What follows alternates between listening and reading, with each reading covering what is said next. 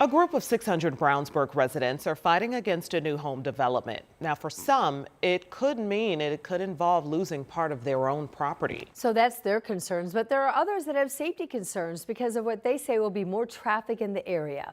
Emily Longnecker has more. To say that this is a life calling would be an understatement.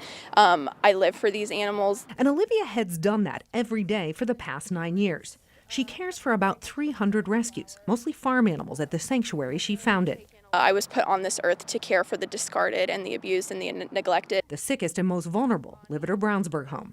When I purchased this property, I specifically purchased it for the animals. Now Olivia and some of her neighbors stand to lose part of their front yards to a proposed development going in next to her property. Not for the betterment of the community, but so that a multi-million-dollar developer can squeeze a neighborhood entrance into a parcel that clearly does not fit it. The proposed development, called Hawks Landing, would go on this land that sits behind Connection Point Christian Church in Brownsburg. The church is selling the land to developer David Weekley Homes. I'm not at all opposed to growth. I'm not, but it's not safe. Carrie Haney lives in Brownsburg's Windridge neighborhood. It sits just west of where the development would be. I think we need more houses here. This just is not the right plat of land. Haney is part of a group called Stop Hawks Landing that's trying to prevent the development from going in. Part of that effort included dozens of residents showing up at last month's Brownsburg Advisory Plan Commission meeting to speak against the development. Part of their argument involves a development plan from 2021 by a different developer. That plan included a bridge over a creek that runs through where Hawks Landing would sit. But that developer dropped out of the deal, and David Weekley came in with their own development plan. This one, though, has no bridge.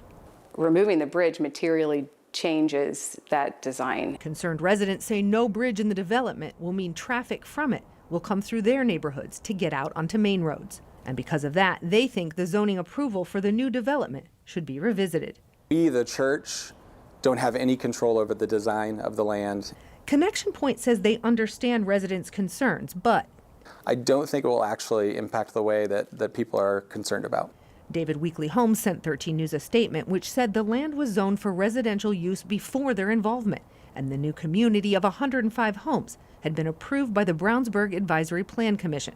The statement went on to say in part, quote, "The community is being developed in accordance with the standards established by the town of Brownsburg, reflecting a shared commitment to responsible growth and lasting value." We're definitely weighing our options very carefully. For members of Stop Hawks Landing like Olivia Head, part of that includes asking the courts to review the decision to let the development move forward. It is definitely like a David and Goliath situation, but it takes one stone. The group's hoping a judicial review will provide it. In Brownsburg, Emily Longnecker, 13 News.